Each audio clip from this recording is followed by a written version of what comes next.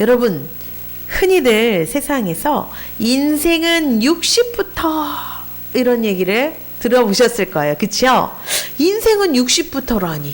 여기 60이 넘으신 분들이 몇 분 계시는데 한번 여쭤보고 싶으네요. 인생은 60부터 도대체 무슨 말입니까? 무슨 뜻이에요? 60이 딱 되면 인생이 확 바뀌나요? 새로운 인생이 되는 건가요? 아니면 60 전의 인생은 인생도 아니라는 얘기인가요? 무슨 말일까요? 궁금해지네요. 제가 아직 60이 안 돼봐서. 인생은 60부터. 이게 무슨 말일까? 곰곰이 생각해 봤어요. 그런데 이 의미는 아마도 우리의 인생이 60쯤은 되어야 인생의 의미를 제대로 알 수 있다. 이런 뜻도 있겠지요. 그리고 60이 되어서야 진짜 내 인생을 살아볼 수가 있겠다. 이런 뜻도 돼요. 왜냐? 60 되기 전에 중년이 때까지는 우리가 내 인생을 살아도 내 인생이 아닐 때가 있어요? 없어요? 있죠. 돈을 번다 해도 그 돈이 다 내 돈만 되는 거예요? 아니죠. 내 시간이 다 내 시간인가요? 아니죠.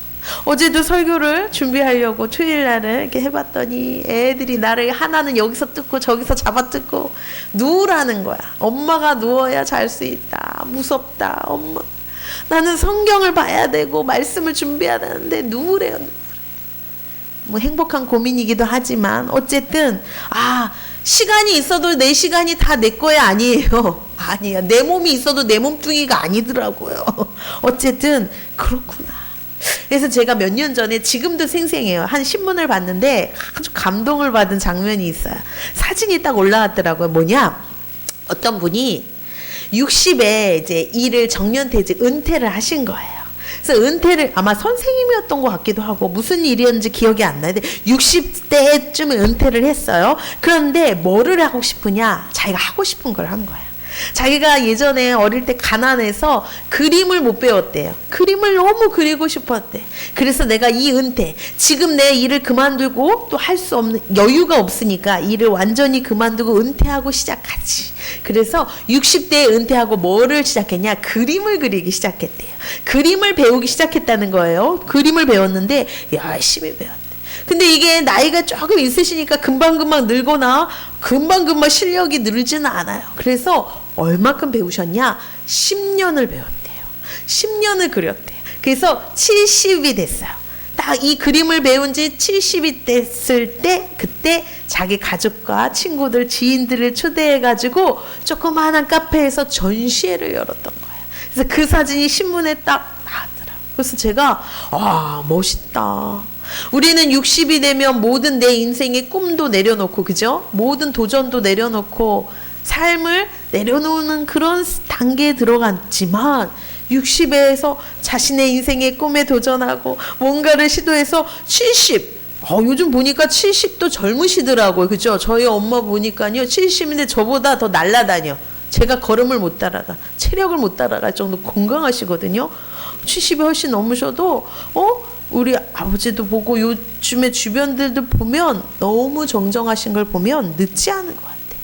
그러고 보면 또 TV에 80이 되던 다 되신 할머니가 뭘 도전하냐? 운전면허증에 도전하는 것을 방송에서 봤어요. 그죠? 근데 어렵지 않아요. 떨어지고 그 면허증 그 인지를 하도 이렇게 붙이는데 계속 너덜너덜 하더라고요. 떨어지면 또 붙이고 그런데도 계속 도전해서 땄을까 못 땄을까?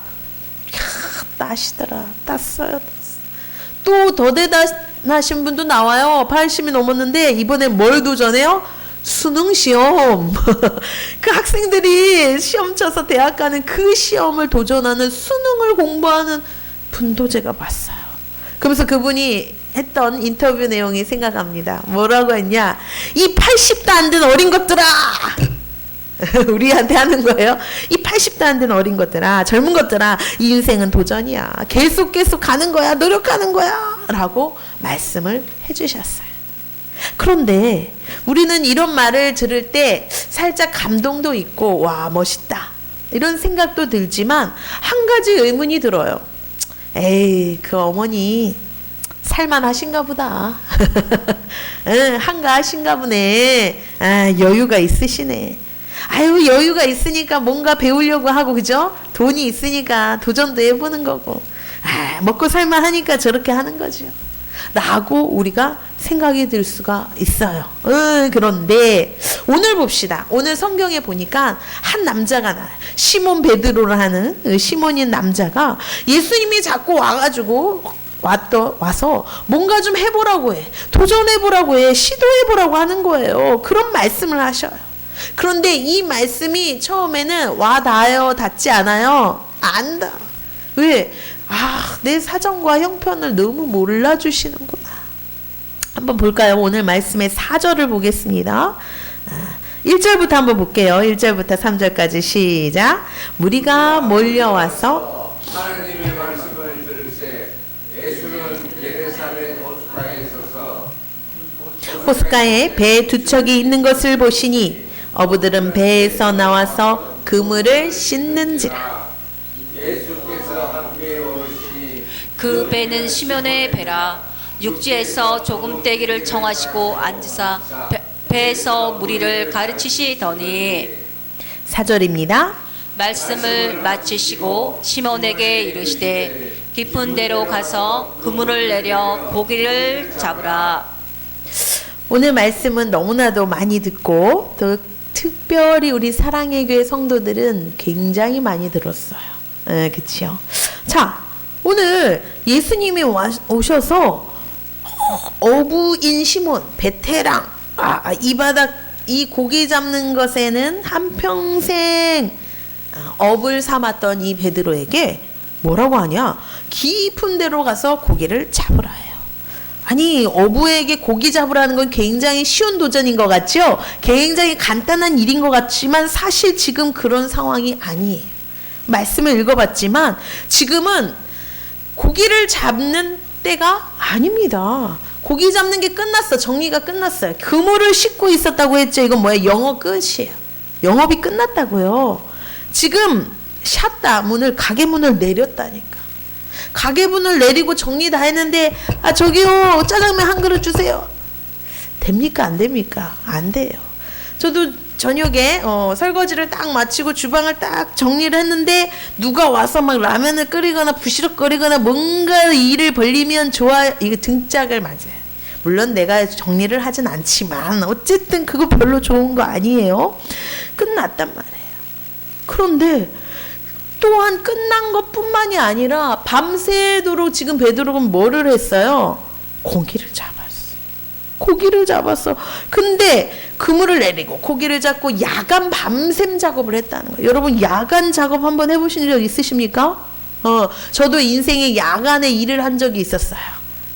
대리운전이라고 삶이 어려웠을 때 제가 할 줄 아는 게 별로 없어. 운전은 좀 제가 한 운전 하거든. 야간에 이제 대리운전을 하는데 이거 쉬울까 어려울까요? 왜 낮에 운전하고 왜 밤에 운전이 왜 이렇게 다른 거야? 이거 내 차를 운전하고 남의 차를, 귀한 차를 운전하는 거 쉬울까 어려울까? 어려워요. 그리고 대부분 야간 이 대리 운전을 부르시는 분들이 뒤에서 뭐 하고 있어요? 이러고 있거나 내가 말이야 뭐 이러고 계신 분들이라 상대하기 쉬워요, 어려워. 와, 그리고 밤에 분명 나는 눈을 떴는데 앞이 안 보여. 왜? 너무 피곤해. 눈이 흐려. 그렇다. 밤새 그물을 내렸다 걸었다. 지금처럼 자동화 기계가 있는 것도 아니에요. 시스템이 잘 되는 거 아니에요. 손으로 무거운 그물을 내리고 걷고. 여러분, 고기 한번 잡아보셨어요? 그물로? 우리 고목사님은 해보셨다고 하더라고요. 바닷가 출신이. 저는 안 해봤지만 상상이 되지 않습니까? 우리가 체험 삶의 현장, 뭐 이런 6시 내 고향 이런 데 보면 밤새 그 고기를 잡는 그 일이 여러분 얼마나 지치고 힘들고 보통 일이 아니라는 거 여러분 아시죠? 그 일을 밤새 끝나고 난 상태, 그래서 해가 뜨고 날이 밝아서 그물을 다 정리하고 씻어서 이제 오늘 밤에 다시 일을 정리하고 이제 지친 상태, 피곤에 쩔은 상태예요. 그리고 피곤에 쩔어도 우리가 고기를 많이 잡고 돈을 많이 벌으면 어때요? 기분이 좋아, 안 좋아? 신나지. 돈만 많이 벌어도 피곤한 게 무슨 문제가 있습니까? 그런데 밤새 일을 했는데 지금 고기 잡았어요? 못 잡았어요? 못 잡은 상태. 돈도 못 벌었어. 아니 뭐 노래 그 신나는 노래 때 배가 들어온다 배 들어 인천 아빠가 돈도 들어오고 는도 들어온다 해서 신이 났는데 여기는 돈이 안 들어온 거야. 돈이 안 들어온 거야. 마음이 상해 안 상해요? 상해. 마음만 상한 게 아니야. 이 베드로는요 지금 장가를 간 몸이에요. 즉 처자식이 있는 몸이에요. 지금 나를 기다리는 가족들 먹고 살고 입에 풀칠하기도 어려운데 지금 나에게 오늘 고기 잡는 걸 팔아서 마누라한테 갖다 줘야 돼. 자식들 입에 밥도 먹여야 돼. 학용품 사라고 돈도 줘야 돼. 그런데 지금 그게 돼요 안 돼요? 안 되는 아주 한숨이 풀풀 나는 그때 누가 찾아오시죠? 예수님이 찾아오세요. 아 우리 좀 이상해요. 그죠? 한참 고기를 잘 잡고 있을 한밤중에 오셨으면 얼마나 좋아. 일이 술술 잘 풀릴 때 그때 찾아오시지. 밤새 허탕쳤어. 마음엔 근심이 가득 짭니다. 아이고 오늘 돈도 못 벌어와서 어떡하지. 한숨 쉬고 있을 하필 그때 왜 오셨을까? 그거예요. 만약에 지금 베드로가 고기를 한참 낚고 바쁠 때 기분이 좋을 때 일이 슬슬 풀릴 때 예수님이 왔더라면 어땠을까요? 아무리 상상을 해봅시다. 그랬다면 예수님이 야 너 깊은데 저쪽 왼쪽에 던져라 오른쪽에 던져라 이 말을 들릴까요 안 들릴까요? 안 들리지. 왜? 나 잘하고 있거든. 잘 나가거든. 내가 베테랑이거든. 내가 고기 잡는 선수인데 예수님이 여기에 내려라 저기에 내라 그런 조언이 들릴 리가 있어요 없어요? 없지요. 그때 아마 예수님이 말씀하셨더라도 그 말 듣지 않았을 거야. 잔소리쯤으로 취급했을 거야. 그리고 예수님 뭐 저기 깊은 데 내리라고 해. 그 다음에 아 왜 그래요 지금 잘 잡히는데 귀찮게 라고 그 말을 무시할 수도 있었을 거야. 그렇지 않습니까? 그러면 우리의 인생에도 한번 적용을 해봅시다. 우리 인생에도 예수님이 우리를 찾아오십니다. 그쵸? 찾아오셨으니까 여러분이 지금 이 자리에 계신 거예요. 교회에 오신 거지요. 그런데 기회를 보고 계셨다가 기다리셔요. 내가 잘 나갈 때 인생이 성공하고 술술 풀리고 너무 인생이 재미있을 때는 예수님이 잠시 머뭇 기다리시다가 내가 어떻게 할 때 이 시몬 베드로처럼 한숨을 푹푹 쉬고 있어요. 마음이 상할 때 인생의 쓴맛을 보고 실패했을 때 마음이 괴로울 때 기다렸듯이 나를 찾아오신다는 걸 기억하시길 바랍니다. 이때가 예수님의 손을 잡을 때예요. 이때가 예수님의 말이 잘 들릴 때고 이때가 예수님이 누구신지 확실히 알고 깨달을 때라는 걸 기억하기를 소망합니다. 이렇게 마음이 상한 남자를 예수님이 찾아오셨어. 그런데 뭐라고 하시는 거예요? 뭐라고? 4절에 우리가 읽었죠? 깊은 데로 시작. 말씀을 마치시고 시몬에게 이르시되 깊은 데로 가서 그물을 내려 고기를 잡으라. 예수님이 다른 말을 안 하세요. 아주 심플하세요. 우리 예수님이 굉장히 심플하십니다. 성격이 깔끔하시네요. 야 내가 누군지 알아? 야 엄마 내가 누군지 알아? 나 하나님의 아들이야. 내가 무슨 일을 할 수 있는지 알아? 내 능력이 뭔 줄 알아? 또 네가 내 말을 들으면 나 어떻게 되는 네 인생이 어떻게 되는 줄 알아? 네 인생이 어떻게 바뀌는 줄 알아? 이런 설명이 있어요 없어요? 없다는 거야. 그래서 하나님이신 것 같아요. 하나님은 오늘도 여러분의 마음속에 문을 두드리는 거야. 야, 너 오늘 설교 잘 들어. 말씀 잘 들어. 그런데 이 말 잘 들을 때 네 인생이 어떻게 바뀌는 줄 알아? 이 말씀이 어떤 의미고 이것을 네가 듣고 난 다음에 행동할 때 어떤 기적이 일어나는지 알아? 이런 걸 자세히 말을 해줘요? 안 해줘요? 전혀 없죠? 안 들리죠? 그러니까 우리는 이게 맞나 틀리나 갈등하고 있었을 수도 있어요. 그런데 깊은 데로 가서 그물을 잡아 내리라는 거야. 그랬더니 어떤 일이 일어났어요? 5절, 6절입니다. 시작. 시몬이 대답하여 이르되 선생님 우리들이 밤이 새도록 수고하였으되 잡은 것이 없지만은 말씀에 의지하여 내가 그물을 내리다 하고 6절. 그렇게 하니 고기를 잡은 것이 심히 많아 그물이 찢어지는지라. 대박. 오늘 예수님이 깊은 데에 가서 그물을 내려 고기를 잡으라고 해서 잡았더니 그 말을 따랐더니 순종했더니 야, 고기 잡으라는데 명당짜리를 가르쳐 주신 건가 봐. 그랬더니 대박이 났어. 대박도 이런 대박이 없어. 완전 기적이 일어나. 그 얘기일까요? 아니면 예수님의 말씀대로 그대로 내 마음에 맞지 않더니 순종했더니 엄청난 축복을 받은 그런 사건을 얘기하는 걸까요? 우리가 그렇게 생각할 수 있어요. 야, 이건 대박 사건이네. 야, 이건 순종이 중요한 거야. 기적이 중요한 거야. 그렇게 생각할 수 있어요. 그러나 우리는 오늘 그 말씀 말고 8절 말씀에 좀 주목을 해봤으면 좋겠어요. 8절입니다. 시작. 시몬 베드로가 이를 보고 예수의 무릎 아래에 엎드려 주여 나를 떠나소서 나는 죄인이로소이다 하니. 아니 이게 너무 생뚱맞지 않아요? 지금 죄인입니다. 예수님한테 베드로가 그러는 거야. 나는 죄인이라니요. 어업인인데 고기 잡는 사람인데 어부인데 아니 오늘 밤새 허탕 쳤다가 큰일 날 뻔했는데 예수님을 만나가지고 오늘 지금 대박난 사람인데 행운하잖아요. 그쵸? 근데 왜 죄인이라고 갑자기 이렇게 얘기를 했을까? 인생은 해석이라고 했어요. 도대체 이 시몬 베드로는 무엇을 생각하고 이 지금 고기를 많이 잡은 이 대박 사건을 어떻게 인지하고 있는지를 한번 따져보기를 해요. 이 시간 생각해 보세요. 지금 여기는 어디에 장소가 어디라고 했죠? 게네사렛 호숫가, 즉 갈릴리 호숫가라고 흔히 말하는 이곳. 즉 지금 베드로는 취미로 낚시 한번 하려고 놀러 온 사람이 아니라고 했죠. 매일매일 한평생 이곳에서 고기를 잡고 낚고 팔고 잡고 낚고 팔고 늘 고기 잡던 내가 알던 그곳이에요. 그런데 지금 시몬 베드로의 입장에서는 고기가 어디에 많은지, 물고기는 언제 활동을 하는지, 어디서 그물을 넣어야 되는지, 어떻게 해야 하는지 잘 알아요? 몰라요? 잘 알지. 완전 베테랑이지. 눈 감고 잡을 수 있는 그런 사람이란 말이에요. 그런데 지금 현재 상황을 봅시다. 지금은 어떤 순간이죠? 밤이에요? 낮이에요? 낮이요. 해가 떴어. 고기는 낮에 활동해요? 밤에 활동해요?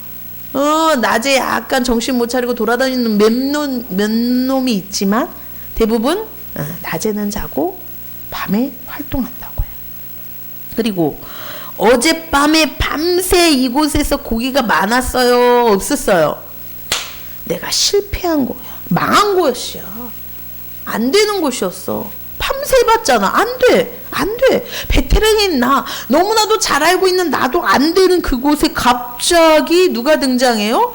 예수님이 찾아오셔더니 뭐 통성명도 없고 뭔 설명도 없이 갑자기 깊은 데로 가서 내리라는 거야. 아니 여러분, 지금은 그물을 다 깨끗이 씻고 정리가 끝났다고 했지요. 이미 밤새 야간 밤샘 작업 때문에 몸이 지치고 피곤해. 마음도 상했어요. 기분도 나빠. 지금 집에 가면 마누라가 바가지 박박 긁을 거 생각하니까 너무 힘들고, 돈 한 푼 들고 가지 못한 이 가장의 무거운 어깨, 마음이 착잡해. 그런데 예수님이 이건 상식적이지도 않아요. 그죠? 이건 상식적이지 않는 얘기를 하고 있어. 내 경험적으로 맞아야 틀려요? 아니야. 이 형편에 전혀 맞지 않아. 얼토당토하지도 않는 말을 하는 거야. 그런데 이 베드로는 이 말씀에 무시하지 않아요. 왠지 모르게 무시할 수 없어요. 거부할 수 없고 외면하지 않습니다. 아유, 예수님, 제 말 좀 들어보세요. 우리는 항상 말이 많아요. 지금 내 상황이 이렇다고요. 이거 내가 해봤어요. 밤새도 안 되는 거예요. 다른 데로 가라고 해야지 왜 여기 가요? 그리고 나 지금요 일이 끝났다고요. 나 피곤해요. 나 아파요. 나 힘들어요. 쉬어야 돼요. 나 지금 기분 드럽거든요. 건들지 마세요. 나의 형편, 나의 상황, 나의 처지를 우리는 늘 얘기하는 걸 좋아해. 우린 늘 그렇게 살았어. 내가 지금 어떤 줄 아세요? 내가 얼마나 힘든 줄 아세요? 내가 먹고 살기 얼마나, 내가 지금 예배드리게 생겼어요. 내가 지금 교회 다니게 내가 충성하게 생겼어요. 지금 내가 지금 하나님 말씀대로 살게 생겼냐고. 좀 나를 보세요. 우리는 너무 나를 드러내고 나를 하나님께 설득시키려고 애쓰지 않습니까? 요즘 사람도 굉장히 세요. 하나님도 설득시킬 판이야 지금. 아주 언변이 좋아요. 아주 뛰어나고 똑똑해서 하나님도 설득시키려고 하는 분들, 또한 목사도, 담임 목사도 설득하시려는 분들이 참 많아. 제가 그럴 때마다 안타깝습니다. 그런데 베드로는 처음 만난 예수님을 설득하는 것을 내려놓고 그분의 말씀을 무시하거나 외면하거나 거부하지 않고 그 일을 따릅니다. 내가 밤새 수고해서 물고기 한 마리 얻지 못했지만 예수님의 말씀에 내가 오늘 따라보겠습니다. 그랬더니 어떤 결과가 일어났죠? 말도 안 되는 일이 일어났어요. 있을 수 없는 일이 일어났어요. 설명이 안 되는 일이 일어났어요. 단지 기적이라고 말하기에 너무도 놀라운 일이 일어났습니다. 그래서 이 베드로는 어떻게 해석을 했어요? 너무 좋아, 대박, 이렇게 생각한 것이 아니라 이거는 있을 수 없는 일이야, 불가능한 일이야, 사람으로서는 안 되는 일이야 라고 해석을 한 거예요. 그렇다면 이분은 누구야? 이분은 신인 거야. 이분은 사람이 아닌 거야. 이렇게 이 상황을 해석하게 된 것입니다. 예수님을 우리 가운데서도요, 우리 성도들 가운데 여러분의 한번 생각해 보세요. 예수님을 진짜로 만난 사람들은 특징이 있습니다. 만난 척하는 사람, 만났다고 착각하는 사람, 만난 줄도 모르고 사는 사람들은 잘 모르지만 진짜로 예수님을 만난 사람들은 특징이 있어요. 뭐냐? 예수님이 얼마나 크고 위대한 존재인지를 알게 됩니다. 아멘이 안 나오시네요. 또한 예수님이 얼마나 놀라우신 분인 걸 알게 됩니다. 그리고 거기서 끝나는 게 아니라 그 위대한 예수님, 하나님에 비해 내가 얼마나 작고 초라한 존재라는 걸 깨닫게 됩니다. 그래서 내가 마침내 하나님 앞에는 대면하고 설 수 없는 죄인이라는 것을 깨닫게 되는 것입니다. 오늘 사건은 예수님 잘 만나서 어떻게 대박이 나고 기적이 일어나고 또 순종을 잘해서 하나님 마음에 맞아서 축복을 받은 그런 단순한 사건이 아니라 이 베드로에게 예수님을 앞으로 따라오고 제자가 되고 예수님의 일을 같이 할 이 베드로에게 예수님이 어떤 존재인지를 확실하게 알려주시는 사건이었습니다. 그렇죠? 네, 맞습니다. 예수님은 전능하신 분, 위대하신 분, 사람이 못하는 걸 하실 수 있는 위대하신 분, 없는 것을 있게 하시고 안 되는 걸 되게 하시고, 우리 맨날 표현 외치잖아요, 그죠? 그것을 가능하게 하시는 분이라는 것을 확실하게 깨닫게 해주는 사건이 바로 오늘의 말씀이었던 거예요. 여러분의 인생 가운데도 예수님은 찾아오십니다. 언제 찾아오실까요? 내가 한숨 쉬고 있을 때, 울고 있을 때, 어떻게 하지? 갈등하고 괴로워할 때 예수님이 그때 오셔요. 그래서 하나님이 어떤 존재이고 예수 믿으면 어떤 일이 일어나는지 나에게 높고 크신 하나님이 어떤 존재인 걸 깨닫게 하기 위해서 우리에게 찾아오셔요. 더 깊이 말하면 그걸 알려주시려고 우리의 인생에 실패도 겪게 하시고 어려움도 겪게 하시고 아픔도 겪게 하신다는 거예요. 그래서 이 아픔, 괴로움, 고통, 문제를 뒤집고 불가능을 가능케 하고 안 되는 걸 되게 하시는 분은 누구밖에 없다? 하나님밖에 없다는 것을 말씀해 주시려고 우리에게 그런 일들을 겪게 놔두신다라는 거예요. 제가 참 이제 인생을 살다 보고 또 여러 사람들을 만나고 살다 보니까 한 가지 참 깨닫는 게 뭐냐, 왜 사람들은 자기 자신을 왜 이렇게 모를까? 이런 생각을 해봐요. 목사가 되고서도 더 그런 생각을 많이 했어요. 많은 사람들을 만나고 이야기하고 대화를 하는 이 직업이다 보니까 사람들을 만나는데 왜 사람들은 남들에 대해서는 관심도 있고 잘 얘기도 하는데 왜 내 자신을 그렇게 모를까? 또 왜 어떻게 살아야 되는지를 너무도 모르고 그렇게 시간을 때우고 허송세월을 보낼까? 참 이런 생각을 많이 하게 돼요. 그런데 이제야 이 말씀을 통해서 제가 알았어요. 왜냐? 내가 어쩐 존재인지 알기 위해서는 공부를 해서 이게 아는 게 아니더라. 60이 된다고 해서 아는 게 아니더라고요. 그죠? 나이가 있다고 저절로 깨달아지는 것도 아니에요. 이것은요. 하나님이 누구인지를 제대로 똑바로 깨닫고 알면 내가 누구인지를 보이는 거예요. 할렐루야. 예수님을 진짜 만난 사람은요, 내가 어떤 존재인지를 바로 알고 깨닫는다는 것을 기억하길 원합니다. 내가 어떤 존재인지를 아니까요, 내가 어떻게 살아야 되는지가 나오는 거야. 답이 나오는 거야. 그리고 무엇을 위해 가야 되는지를 안다는 거야. 어디를 향해 가야 되는 걸 알게 돼요. 그래서 인생을 이제는 더 이상 방황하거나 한숨 쉬거나 낙심하거나 포기하지 않는다는 사실입니다. 아, 그렇구나. 정답은 예수님이었구나. 예수님을 모르고서는 인생을 논할 수가 없고 예수님을 빼고서는 인생의 목적과 의미를 찾을 수가 없다는 것을 기억하기를 원합니다.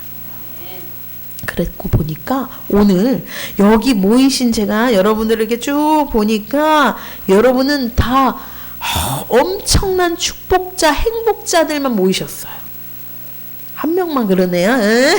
여기 모이신 분들 보니까 엄청난 행복자, 축복자들이시네요. 제가 그 이유를 설명할게.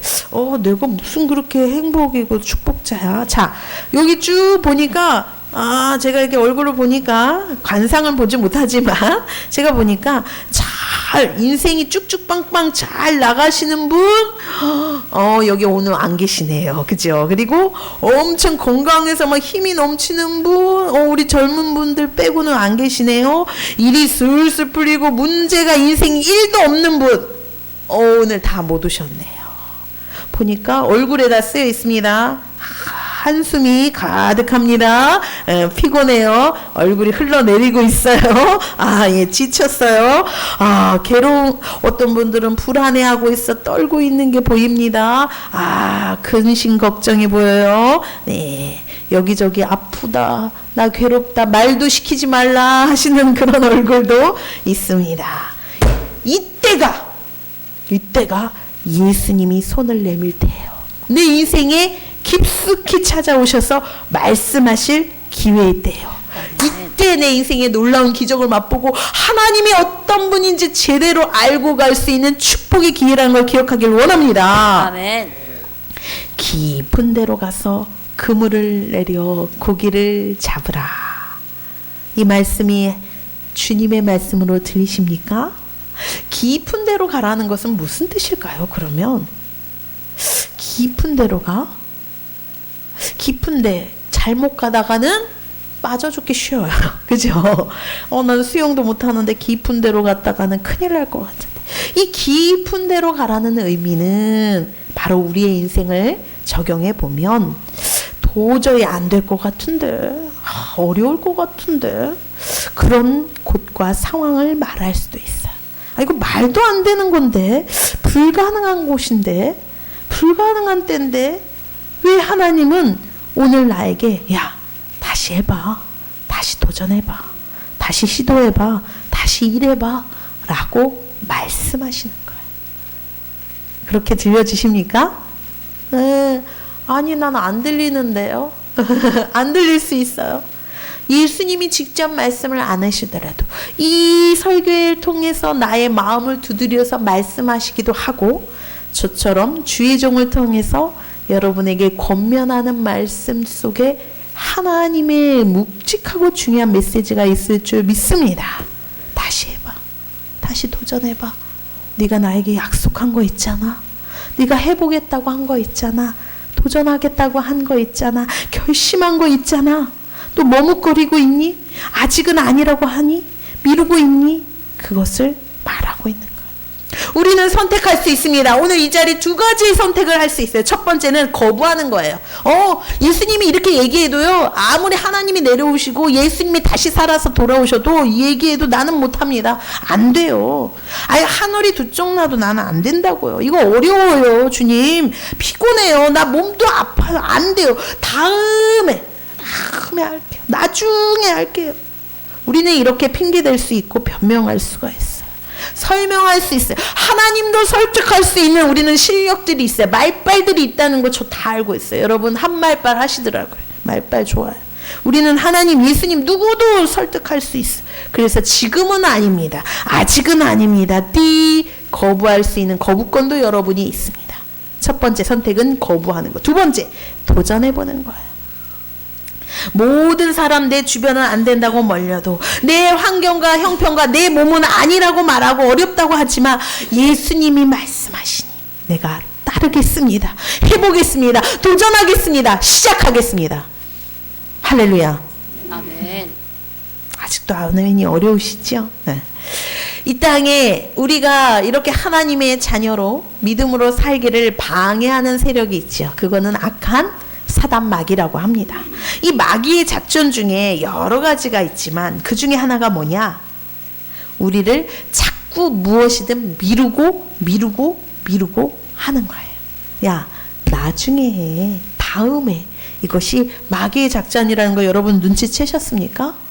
교회는 다녀. 예배는 드려. 그러나 기도는 나중에 시작해. 나중에. 또한 예배도 드리고 기도도 시작하셨습니까? 훌륭하세요. 그런데 말씀 읽고 보고 쓰는 거 나중에. 제가 분명히 말씀을 쓰라고 나눠주었지만 한 사람만 가져왔다는 사실, 다 쓰지는 않았고 묵혀두고 천천히 지금 하고 계시죠? 미루고 있어요.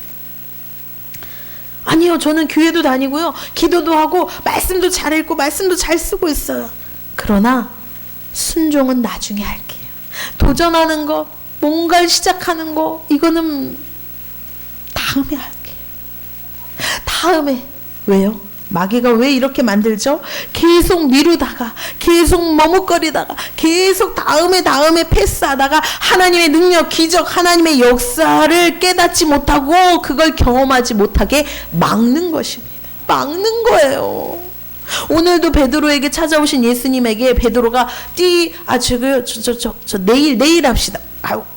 다음에 할게요. 제가 오늘 좀 피곤해요. 제가 오늘은 때가 아닌 것 같아요. 오늘 바빠요. 제가 가야 돼요. 중요한 약속이 있어요. 라고 거부해서 갔다면 오늘 이 기적과 이 하나님, 예수님이 어떤 분이신지를 깨달을 수 있는 기회가 떠났다라는 거예요. 여러분의 인생이 막힙니까? 안 되는 게 있어요. 어려운 중에 있습니까? 고민 중에 계십니까? 지금은 하나님의 전능하심을 볼 때, 하나님의 일하심, 내 인생에 개입하시고 나타나실 하나님을 경험할 때라는 걸 믿으시길 원합니다. 이때가 내 믿음이 성장할 때요, 하나님 앞에 내 믿음을 증명할 때요, 기적의 주인공이 내가 될 기회라는 것을 여러분 잊지 마시길 원합니다. 네. 아싸 해야 될 때야. 저도 지금 처음 교회를 시작할 때, 제가 몇 번 말씀드렸죠? 네. 처음 교회를 시작할 때, 지금 여기 사랑의 교회를 개척이라고 해요. 교회는 개척할 때 기도원에 가서 저기 오살리 금식 기도원 가서 기도하고 금식하고 하나님의 뜻을 물으러 갔습니다. 하나님, 누가 여기 지하에 교회가 있다고 하는데 여기서 해야 하나요?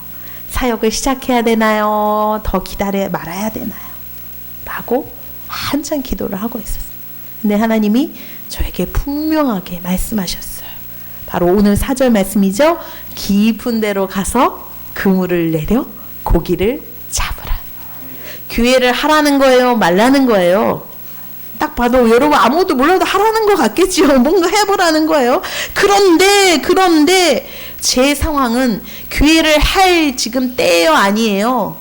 개척을 시작해야 될 때예요? 말아야 될 때예요? 했던 것도 말아야 될 때예요. 왠지 아세요? 제가 그때 하유를 임신하고 있었어요. 늦은 나이에 임신을 해가지고 제가 고령 산모일 뿐만 아니라 고위험군 산모가 돼가지고 충북대로 가야 될 고위험, 자칫 위험해. 움직이지도 말라는 그런 때요. 제가 그때 굉장히 건강이 안 좋고 임신과 입덧으로 몸이 말이 않은 상황에 교회를 할 수 있어. 내 몸도 가누기 어려워요. 걷기도 힘들어서. 아시죠, 목사님? 집에서는 휠체어가 없으니까 의자, 바퀴 달린 의자로 나를 실고 나르고 했던 거 아세요? 모르시죠? 밥 먹을 때도 방에서 주방까지 우리 남편이 바퀴 의자를 환자처럼 끌고 다녀요. 걷는 게 어려웠어요. 걷기가. 그 제가 내색을 안 했죠. 걷는 게 안 되는데 무슨 교회를 해요? 무슨 개척을 해요? 또 뭐가 없냐? 가장 중요하게 요즘 사람들이 여기시는 이게 없는 거야. 돈이. 교회를 시작하려면 의자도 있어야 되고요. 히타도 있어야 되고. 그죠? 십자가도 있어야 되고, 밥을 먹으려면 쌀도 있어야 되고, 성도들을 맞이하려면 전도용품도 있어야 되고, 신방 가려면 신방. 그죠? 모든 것이 이 시대는 돈으로 움직이는데 돈이 있어요, 없어요? 없어요. 건강도 나빠요. 입덧도 심해. 가장 큰 문제가 뭐라고 했어요? 성도들이 나를 기다려서 개발 목사님, 허 목사님 교회를 열어주세요. 제가 가서 예배 드려줄게요. 예배 드려줄게요. 하는 사람이 있어요, 없어요? 한 명도 없어요. 나를 기다리는 사람이 없어요. 더 중요한 건 뭐예요? 이때는 어떤 때? 바로 코로나가 팡팡팡팡 터져서 엄매 무서워. 나 죽어. 엄매 나 죽어. 믿음이 있는 사람도 집에 꽁꽁 숨어서, 그죠? 유튜브로 예배를 드리거나, 지금 예배가 문제야. 내가 죽게 생겼는데 코로나 가면 죽는데 무서워. 가지마. 경계할 때가 이때였어요. 기억이 새록새록 나시죠? 그때.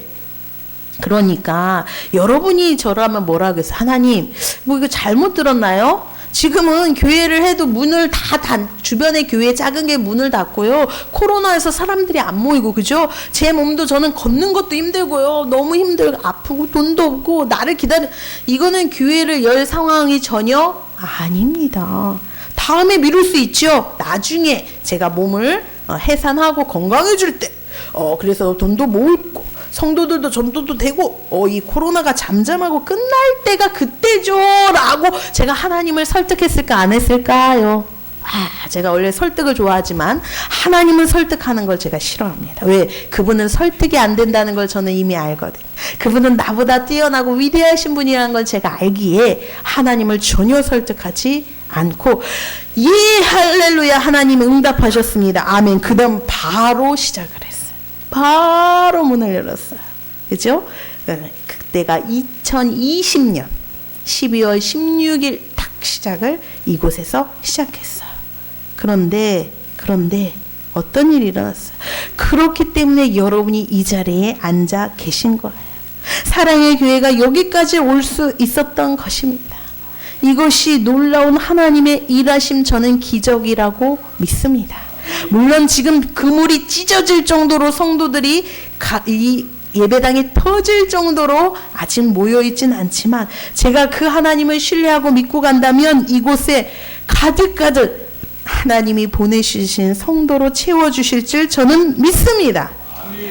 여러분이 안 믿어도 상관없어요. 저는 그렇게 믿고, 성도가 빠져나가고 가버릴 순간에도 믿었고, 지금 계속 오고 있는 이 순간에도 믿었고, 여전히 믿어요. 왜? 내 믿음은 사람에 따라 흔들리는 믿음이 아니라 하나님과 나와의 관계이기 때문입니다.